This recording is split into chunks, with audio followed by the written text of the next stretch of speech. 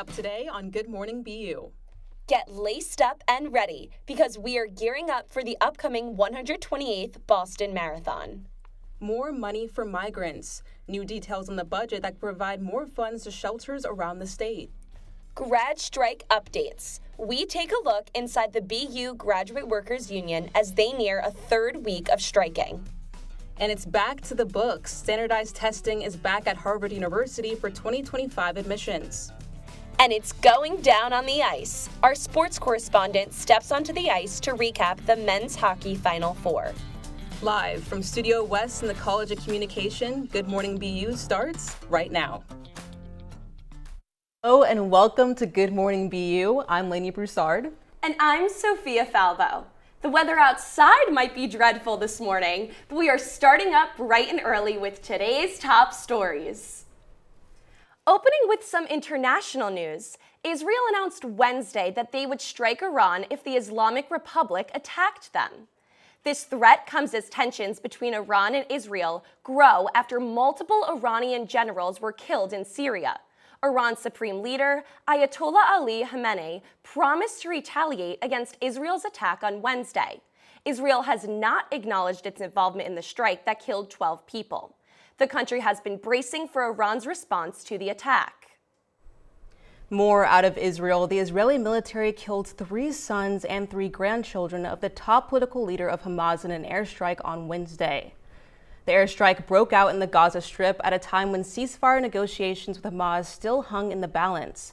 Ismail Haniyeh, the senior political leader of Hamas, accused Israel of acting out of a spirit of revenge and murder. President Joe Biden criticized Israel's prime minister for his role in the war, but has not changed U.S. policy towards what's happening in Gaza. Since then, Israel's prime minister has signaled a potential invasion of Rafah in the future. Also in the West, Switzerland and Ukraine are set to meet at a high-level international conference in June. Over 100 countries are invited to the gathering with hopes that Russia will join the peace process eventually. The U.S. has made no confirmation that President Biden or anyone else in his position will join the conference. We can only hope to hear more talks of peace soon. A homework ban? Count me in. Poland's Prime Minister Donald Tusk has recently enacted a ban on homework this month as the country tries to modernize the education system. This applies to grades 1st through 3rd, and homework is optional for grades 4 through 8. However, studies have shown that doing homework can help with future study habits. So while the students love the new ban, the enactment has been met with backlash and criticism from parents and teachers. Shifting to the economy, inflation is up by 3.5%, primarily driven by higher energy and shelter costs. Prices have been rising steadily, making it less likely for interest rates to go down on credit cards, loans, and other monetary sources. Even though the Federal Reserve wanted to cut rates, the unexpected rise in inflation may cause a delay until later in the year. Traders are now projecting the first rate cut to happen in September. Parents of the Michigan school shooter were sentenced to 10 to 15 years in prison for manslaughter on Tuesday. Jennifer and James Crumbly, Ethan Crumbly's mother and father, are the first parents of a mass school shooter in the U.S. to be charged and convicted of such crimes. Ethan was 15 years old when he pulled out a gun at his high school, killing 4 of his classmates and injuring 7 others in 2021. Prosecutors presented evidence that showed an unsecured gun at home, and the parents' indifference towards their son's mental health led to the deadly shooting. Parenting. These convictions confirm repeated acts or lack of acts that could have halted an oncoming runaway train. Many legal experts say this court case could set a precedent going forward for charging parents with serious crimes due to the actions of their children. To try regulating incidents like Ethan Crumbly's, the Biden administration passed a new rule that is the broadest expansion of federal background checks. This rule will regulate weapons sold online, at gun shows, and through private sellers. The rule released yesterday will require anyone profiting from the sale of guns to register as a federally licensed firearms dealer. This also means that the sellers must run a criminal and mental health background check on potential buyers. The rule, which had more than 380,000 public comments, will take effect next month. As for an update on abortion laws, Republican lawmakers blocked the repeal of an 1864 abortion law on Wednesday. This law criminalizes abortion from the moment of conception, with the exception of it being performed to save a woman's life upon the decision. Democrats in Congress blasted the ruling. Shame on you! Shame on you! Shame on you! Anyone who performs an abortion or helps someone obtain one can be sentenced for up to 2 to 5 years in prison. O.J. Simpson, football star, Hollywood actor, and former defendant acquitted for the murder charges of his former wife and friend, is dead at 76 years old. Court of California, County of Los Angeles, in the matter of the people of the state of California versus Orenthal James Simpson, case number BA097211. We, the jury, in the above entitled action, find the defendant Orenthal James Simpson not guilty of the crime of murder in violation of Penal Code Section 187A, a felony upon Nicole Brown Simpson, a human being, as charged in count 1 of the information. His family announced on Simpson's X account that he died Wednesday due to prostate cancer. Although Simpson had an extremely successful football career, his reputation was altered after the deaths of his ex-wife, Nicole Brown Simpson, and friend Ronald Goldman in June of 1994. Goldman's father and sister released a statement saying, "The hope for true accountability has ended." And rest your voices for Monday. In studio today, we have our lifestyle correspondent, Andrew DiBiasio, to discuss the marathon and the excitement the event brings to Boston.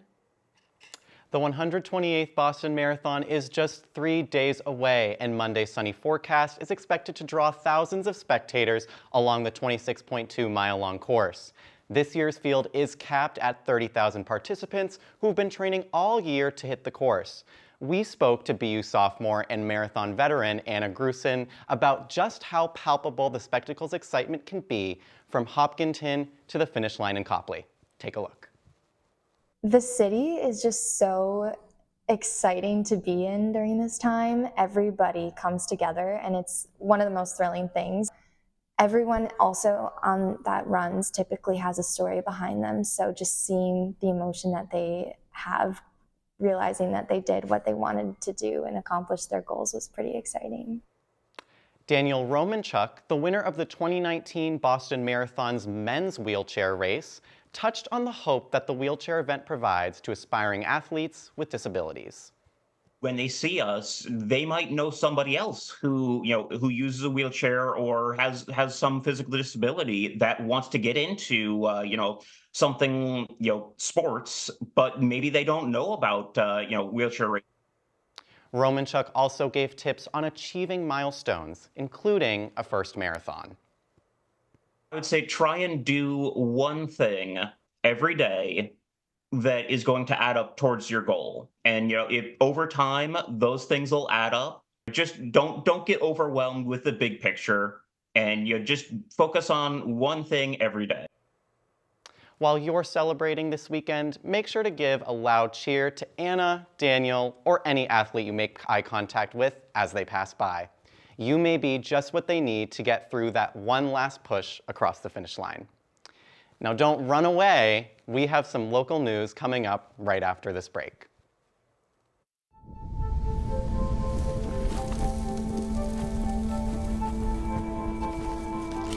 Eva Marie smoked 12,000 packs of cigarettes over 15 years. She quit, and now there's a new lung cancer screening that could save her life. You stopped smoking. Now start screening. No matter how much you smoked, early detection could save you. Talk to your doctor or learn more at savedbythescan.org. Hi, I'm Smokey Bear, and I made an assistant to help you prevent wildfires. Dude, I've got this. I've been camping since I was 5 years old. But I am a camping influencer. You know what? I'll bet you $5. Okay. Assistant Smokey, what is the best way to put out a campfire? To put out a campfire, drown with water, stir, drown again. Then make sure the fire is out cold by feeling with the back of your hand. Wait, really? I'll take the $5. Last week, Brandon met a girl on a dating app. One day after work, he finally found the courage to ask her out. No answer. He started to panic. Was he being too pushy? Maybe it was too... Hey, sorry I didn't respond. I was driving. I would love to go on a date. How does tonight sound? Brandon tried to play it cool, but inside he knew. A girl so smart, so responsible. She must be a keeper. Welcome back. Rest assured, Mayor Michelle Wu has Boston covered. At least that was her message at an event discussing concerns there would be a dramatic drop in tax revenue. Mayor Wu laid out her $4.6 billion spending plan for the fiscal year on Wednesday. She assured the public and city officials that Boston is in a very strong position to support the city's workers. Her plan would increase Boston's spending by almost $350 million. Speaking of money, the Massachusetts House budget plan includes $500 million towards emergency migrant shelters. An almost $58 billion state budget was announced for the 2025 fiscal year that reflects Governor Maura Healey's plan for new funding sources. Healey says the $500 million towards the shelters is only half of what they need for the improvement program. More people have been looking for emergency shelter after an influx of migrants into the state put strain on the system. There is no further information on a possible budget increase to align with the estimation made by Healey. And in a more bizarre story, a Red Line train had a little delay after ramming into a boat on Wednesday.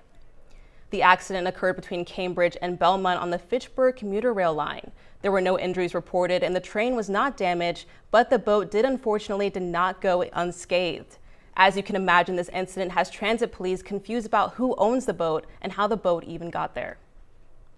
On a more positive note, members of the Massachusetts State Police have unveiled their new Blue Envelope program aimed at improving interactions with individuals on the autism spectrum.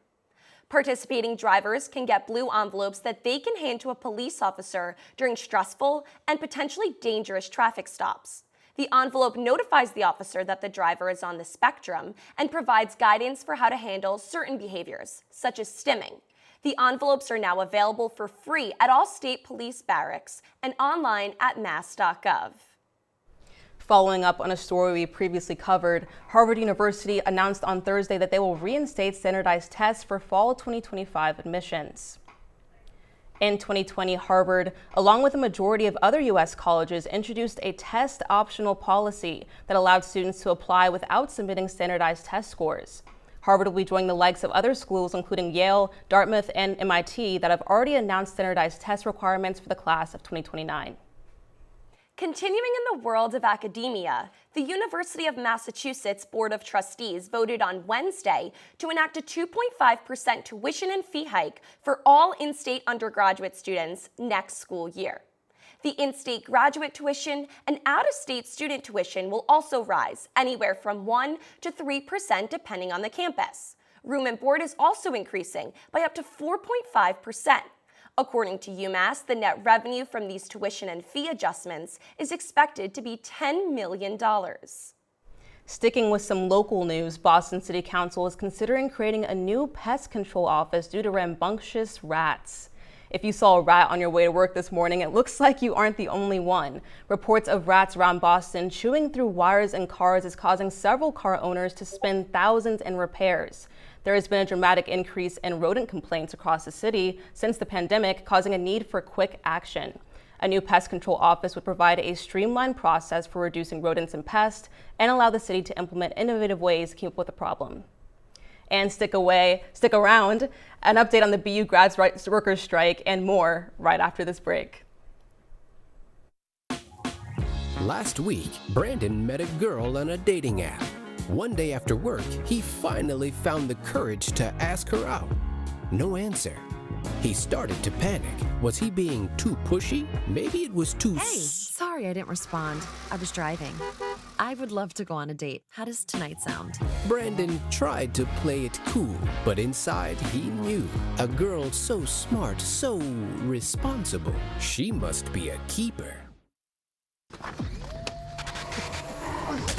Multiple studies have shown that marijuana can slow both driver reaction and response time, which can be really dangerous.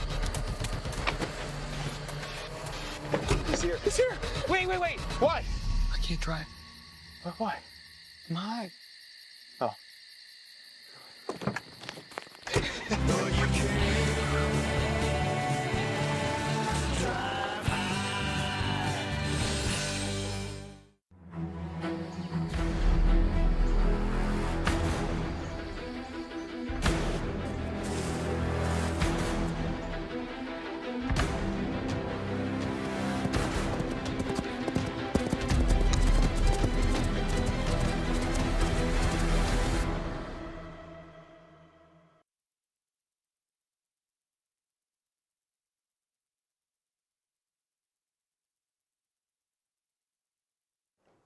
Welcome back.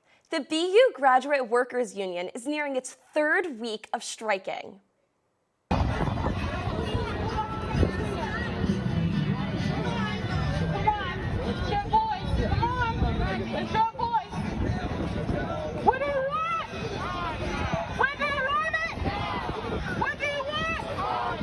Provost ad interim Kenneth Lutchen updated faculty, staff, and graduate students on Monday that the university is doing everything it can to move toward labor peace with their graduate students. According to Lutchen, the university has had 19 bargaining sessions with BU GWU and have come to an agreement on several matters. BU's Resident Life Union has decided to also strike. Their temporary strike will take place over this weekend during the Boston Marathon, which is typically one of the busiest weekends for resident assistants. It's always a good day to be a Terrier, but especially when BU Sargent College keeps its position at the top of the list for Best Graduate Occupational Therapy Program. It is the third consecutive year Sargent has held this ranking. Sargent's speech and language program, along with their physical therapy program, have also reached the top of the list. These rankings affect the pool of students applying, making it more competitive each year. Shifting to the College of Communication, entertainment correspondent Lauren DeGeis takes us through the world of BUTV's only game show. On March 29th, Pop Showdown, a game show part of BUTV 10, finished their final shoot of the semester, where they filmed 2 themed episodes. The process of being a producer for this show has been amazing. It's been so amazing to lead this awesome group of people. I started out with Pop Showdown like my first week at BU. I found them at Splash, and then I joined the show. So it's been sort of a dream come true to be producer. Showdown is one of BUTV 10's student-run television shows. It's a game show featuring questions about pop culture, ranging from categories like film and TV to music, online, or even celeb. My favorite part about Pop Showdown, probably working as a team with the rest of the crew. I think it's really fun. It's a great time. Like, you learn a lot because we do shifts, so I get to teach people how to use the camera. I get to teach people how to do stuff with audio, with capture, and all that kind of stuff. So it's been super fun, super exciting, and I've just had a blast. Today's shoot was special because we had 2 themed episodes. We have our first themed episode, which was with producers of BUTV. So we had Sydney from The Wire and Zainab from On That Point, which is so exciting. So today, it was a pretty straightforward process. The team definitely made it really easy for all of us. This semester has been great for the show. Our crew has been amazing, and overall, we've just had a great time. There are so many roles you can be a part of on Pop Showdown. It's super easy, just reach out. We welcome everyone. Season. And if you're interested in watching more, make sure to watch the episodes on BUTV10.com/popshowdown or BUTV10's YouTube channel. From Good Morning BU, this is Lauren DeHouse reporting. Thanks, Lauren. Don't go away. We speak to our sports correspondent, Alexa Podowski, about results of the Frozen Four semifinals next. A dating app. One day after work, he finally found the courage to ask her out. No answer. He started to panic. Was he being too pushy? Maybe it was too... Hey, sorry I didn't respond. I was driving. I would love to go on a date. How does tonight sound? Brandon tried to play it cool, but inside he knew. A girl so smart, so responsible. She must be a keeper. Multiple studies have shown that marijuana can slow both driver reaction and response time, which can be really dangerous. He's here. He's here. Wait. What? I can't drive. Why? My. Oh.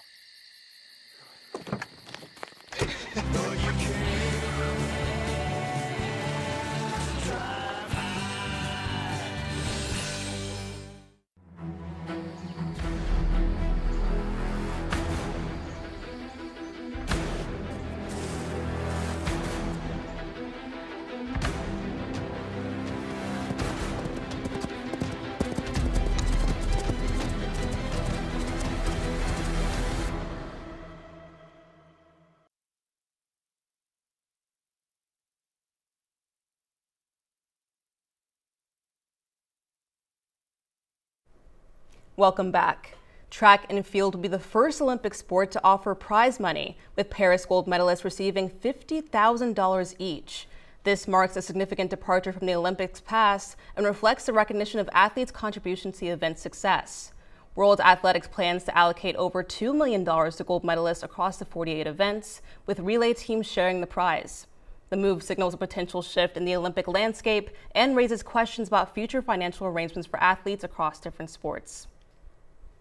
Turning to some unfortunate BU news, the Terriers' thrilling season came to an end last night when they lost to Denver in the Frozen Four semifinals. The Denver Pioneers seized a goal in overtime, earning them the golden ticket to the championship game against Boston College on Saturday. The back-and-forth match kept both teams in the running for the cup, until a final shot dashed BU's hopes of winning a 6th national title. The Terriers ended their season with 29 wins, 10 ties, and 2 losses. Our sports correspondent, Alexa Podolsky, is on a Zoom with us right now from Minnesota with updates on BU men's hockey in the Midwest. Hi, Alexa. Thanks so much for being with us this morning. Hi, it's great being here. So, the loss was tough yesterday. I know you were at the game. What are the emotions like right now for fans over in Minnesota? It's definitely been a little bit disappointing. We did not expect this at all. We expected at least to make it toward the final round, but Denver was a great team and they really were able to see through our flaws. So all the fans here seem to be at least a little bit disappointed for sure. Well, this wasn't the ending we were looking for. They fought a tough battle. What were some of the highlights? So we scored in the first period. Luke Tuck, he is a senior, and this was his last game here as a Terrier. He made a great goal it was a shorthanded goal, and he went sliding into the boards immediately after. And I'm sure that was probably really rewarding for him. After the Beanpot round, the first round, he was saying that just scoring in a tournament that large meant so much to him. So I can only imagine how scoring in this on a stage of this caliber is so amazing for him. Goalie Matthew Caron was a leading force for the team. He had some pretty good saves. Can you tell us a little bit more about his performance? I would honestly be surprised if his saves didn't end up on some ESPN highlight reel. He was amazing. There was a particular save where he curled up his body and held his glove underneath his leg so that the puck wouldn't pass the line and go into the net. And that just shows that he's developed so much over the season and really went in on his own. He was originally a Brown goalie last year, but during the press conference, he was saying that throughout his experience and development here at BU, he really feels like a Terrier through and through. Well, that's some positive news to hear. Even though BU lost, the city of Boston still has something to look forward to at the championship game. As a sports guru, what can you tell us about the game tomorrow? So the final round is going to be BC versus Denver. And while there is a Boston team, the BU-BC rivalry, some fans at home might want to root against BC and for Denver. So that can definitely be a motivating factor. Denver had an amazing performance against BU, and it's definitely going to be different for BC to play them with different, strategies toward playing in a different conference than the Hockey East. Denver was a great team. They had a great goalie, and it's going to be very interesting to see how BC is able to go up against them being the best team in the country. Absolutely. Even though the Terriers aren't in the game tomorrow, we'll have to be sure to check in to see who wins. Thank you so much again for joining us this morning, Alexa, and have a safe flight back to Boston. So fun. In other athletic news, our sports correspondent Allison DeWitt will give you the rundown on the BU men's lacrosse season. Boston University men's lacrosse is reaching the end of a season that was marked with 7 wins and a twist that left the crowd silent.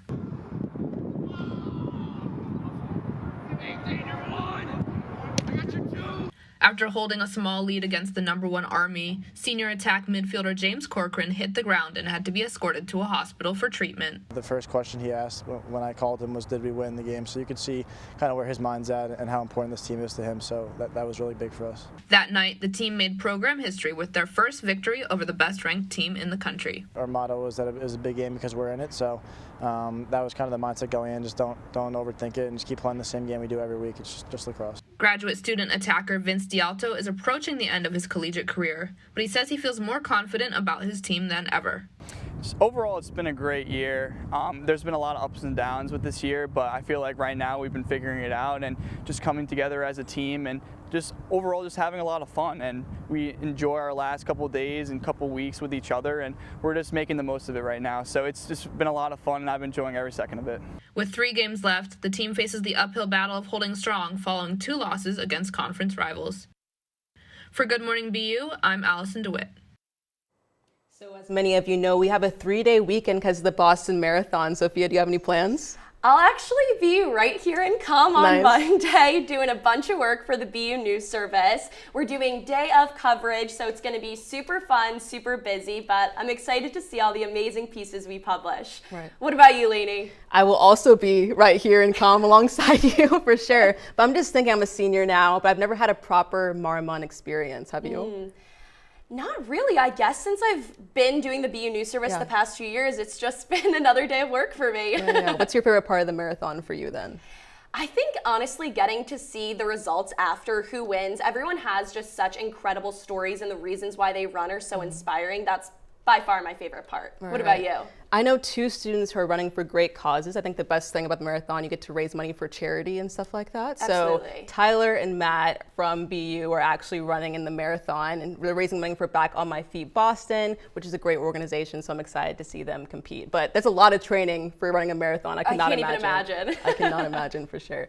But that's going to do it for us today at Good Morning BU. But before we go, I'd like to give a huge shout out to my amazing co-anchor, Sophia Falbo, as this is her last show of the semester. I'll definitely miss sitting up here with you at the desk. Oh, thank you, Lainey. It's been so much fun spending my Friday mornings with you and all of you. From all of us here on the GMBU team, thank you so much for watching. I'm Sophia Falbo. And I'm Lainey Broussard. Stay safe and have a great 3-day weekend.